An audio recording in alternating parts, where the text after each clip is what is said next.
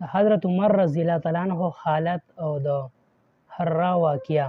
حضرت عمر رضی الله تعالی عنہ به اکثر وختونو کې یو حس لاس کې واهست او به فرمایل ارمان زه د حس وی. کله به یې فرمایل ارمان زه خپل مور زیږولې نه وي. یو وارې په سکار کې مشغول یو کس راغی وی ویل چې پلانې سړی په ما ظلم کړی دی، تاسو لاړ شئ ماله د هغه نه بدله واخلئ. دوی هغه په یو دره ووهو. وی ویل چې کله زه د کار دپاره کینم هغه وخت خو راځئ نه، کله چې زه په نور کارونو کې مشغول شم نو راشئ. وایي چې بدله راله واخله. هغه کس لاړو، دوی ورپسې سړی ولېږو، راویې غوښتلو او دره یې ورکړه. ویې فرمایل چې بدله واخله. هغه عرض وکړو چې ما د الله تعالی دپاره معاف کړئ. کور ته یې تشریف راوړو، 2 رکعته لمونځ یې وکړو. دې نه پس خپل ځان ته مخاطب شو. ویې فرمایل ای عمره، ته ښکته وې الله تعالی اوچت کړې، ته ګمراه وې الله تعالی تا ته هدایت درکړو، ته ذلیله وې هغه تا ته عزت درکړو، بیا یې د خلکو بادشاه جوړ کړې. اوس یو کس راځي وایي چې ماله د ظلم بدله واخله، نو ته هغه وهې. سبا به د قیامت پر ورځ خپل رب ته څه جواب ورکوې؟ ډېر ساعت پورې یې دغه شان خپل ځان ملامته کولو. د حضرت عمر رضی الله تعالی عنہ غلام حضرت اسلمه رضی الله تعالی عنہ وایي چې زه یو وارې حضرت عمر رضی الله تعالی عنہ سره حرا طرف ته تلمه. یو ځای په ځنګل کې اور په نظر راغی. حضرت عمر رضی الله تعالی عنہ وفرمایل شاید دا څه قافله ده چې د شپې په وجه بهر ته دننه نشوه تللی، بهر ایساره شوه. زه چې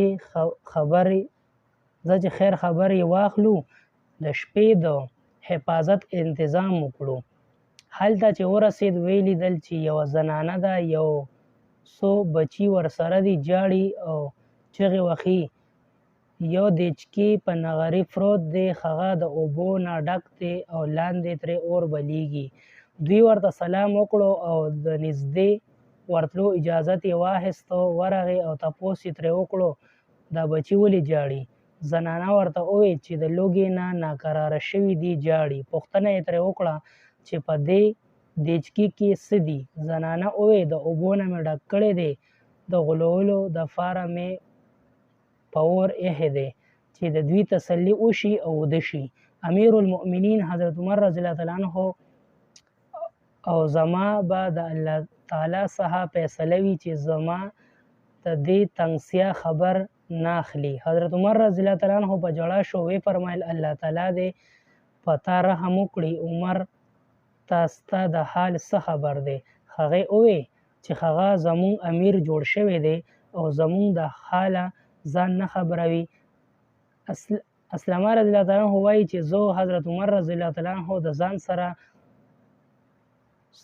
ستون کړم او یو بورې کې د بیت المال نه څه اوړه، کجورې، وازګه او څه کپړې او څه روپۍ واخیستې. عرض دا چې دغه بورۍ یې ښه ډکه کړه. ویې فرمایل چې دا زما په ملا باندې کېږده. ما عرض وکړو چې زه به یې اوسم. ویې فرمایل نه، زما په ملا باندې کېږده. دوی 3 ځله چې ما اصرار وکړو نو ویې فرمایل چې آیا قیامت کې به هم زما بوج ته اوچتوي؟ دا به زه اوچتوم، ځکه چې قیامت کې به ما نه د دې تپوس کېږي. زه مجبور شوم بورۍ مې د هغه په ملا باندې کېښوده. هغې ډېر په تندې سره هلته تشریف یوړو. زه هم ورسره وم. هلته چې ورسېد په هغې دیچکي کې اوړه او څه وازګه او کجورې یې واچولې او لړل یې شروع کړو او نغري کې یې په خپله پوکې وهل شروع کړل. اسلمه رضی الله عنه وایي چې د دوی د مبارکې ګڼې ږیرې نه لوګي وتل ما لیده، تر دې چې شیره غوندې تیاره شوه. دې نه پس په خپل لاس مبارک یې راویستله.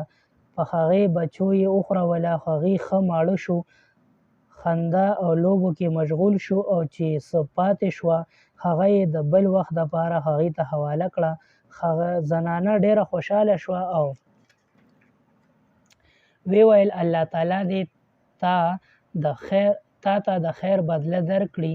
ته د دې حقدار وې چې د حضرت عمر رضی الله تعالی عنه په ځای ته خلیفه جوړ کړی شوی وې. حضرت عمر رضی الله تعالی عنه هغې ته تسلي ورکړه او ویې فرمایل چې کله ته خلیفه ته ورشې نو ما به هم هلته بیا مومې. حضرت عمر رضی الله تعالی عنه د هغې نږدې لږ اخوا په ځمکه کېناستو او لږ ساعت ناستې نه پس روان شو او ویې فرمایل چې زه ځکه ناست وم چې ما دا بچي په ژړا لیدلي وو. زما زړه وغوښتل چې لږ ساعت دوی په خندا هم ووینم. د سحر په مانځه کې به یې اکثر سوره کاف، طه وغیره لوی سورتونه لوستل او ژړل به یې چې څو څپونو پورې به یې اواز رسېدو. یو وارې د سحر په مانځه کې یې سوره یوسف لوستو ته چې ورسېد نو د ژړا وجې یې اواز نه راختو. د تهجدو په مانځه کې به ځینې وارې په ژړا کې پرېوت او ناجوړه به شو. پیدا کې لیکي دا د الله تعالی نه یره د هغه کس چې د هغه د نوم نه به لوی مشهور بادشاهان یریدل رفېدل. نن هم 14,500 کاله زمانې پورې د هغه د بد به شان شوکت منلی شو. نن څوک